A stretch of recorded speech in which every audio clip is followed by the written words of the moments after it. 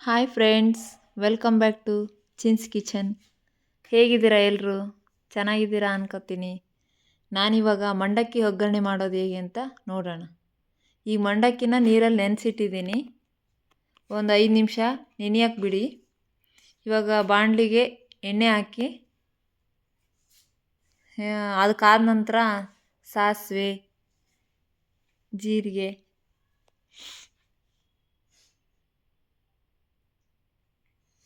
ಇದಕ್ಕೆ ಈರುಳ್ಳಿ, ಟೊಮೊಟೊ, ಮೆಣಸಿನ್ಕಾಯಿ, 2 ಮೆಣಸಿನ್ಕಾಯಿ ಕಟ್ ಮಾಡಿದ್ದೀನಿ, 2 ಈರುಳ್ಳಿ, 1 ಟೊಮೊಟೊ.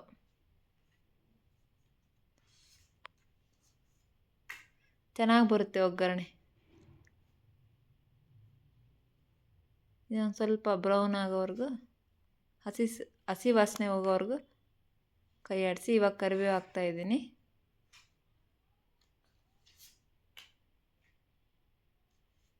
ಒಂದು 5 ನಿಮಿಷ ಮಂಡಕ್ಕಿ ನೆನೆ ಹಾಕಬೇಕು. ಯಾವ ಥರ ಇರುತ್ತೋ ಮಂಡಕ್ಕಿ ಬೇಗ ನೆನಿತಿರುತ್ತೆ, ಒಂದೊಂದು ಲೇಟ್ ಆಗುತ್ತೆ. ನೋಡ್ಕೊಂಬಿಟ್ಟು ಹಾಕಿ. ಇವಾಗ ಒಂದು 2 ನಿಮಿಷ ಫ್ರೈ ಆದಮೇಲೆ 1 ಟೊಮೊಟೊ ಫ್ರೈ ಮಾಡ್ಕೊಳ್ಳೋಣ ಚೆನ್ನಾಗಿ.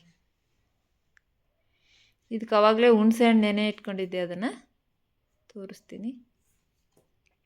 ಸ್ವಲ್ಪ ಅರಿಶಿನ,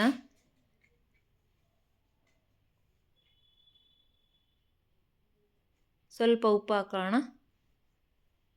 ಇವಾಗ ಚೆನ್ನಾಗಿ ಕೈ ಆಡಿಸೋಣ. ಅದು ಪುರಿ ಉಪ್ಪಿರುತ್ತೆ, ನೋಡ್ಕೊಂಬಿಟ್ಟು ಉಪ್ಪು ಹಾಕಿ.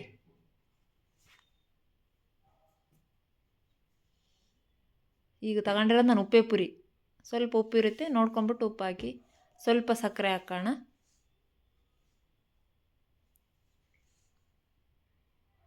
ಇದಕ್ಕೆ ನೆನೆಸಿರೋ ಹುಣಸೆಹಣ್ಣಿನ ರಸ ಹಾಕೋಣ. ಹಾಕೊಂಬಿಟ್ಟು ಚೆನ್ನಾಗಿ ಕುದಿಸಿ.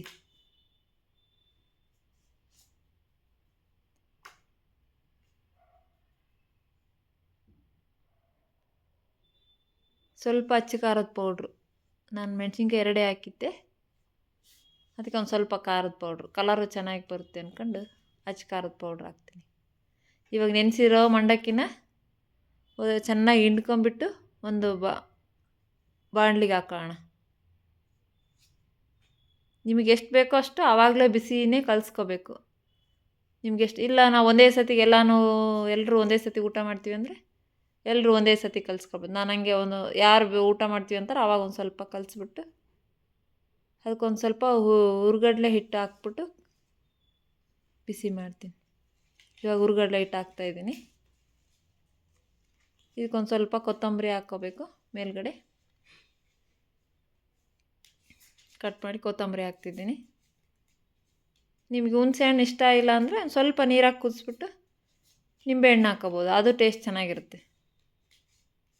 ಇಲ್ಲ ನಾನು ಅದೊಂದು ಸ್ವಲ್ಪ ಇದೊಂದು ಸ್ವಲ್ಪ ಎರಡೂ ಒಂದು ಸ್ವಲ್ಪ ಹಾಕ್ತೀನಿ. ಇವಾಗ ಮಂಡಕ್ಕಿ ಒಗ್ಗರಣೆ ರೆಡಿ ಆಯಿತು.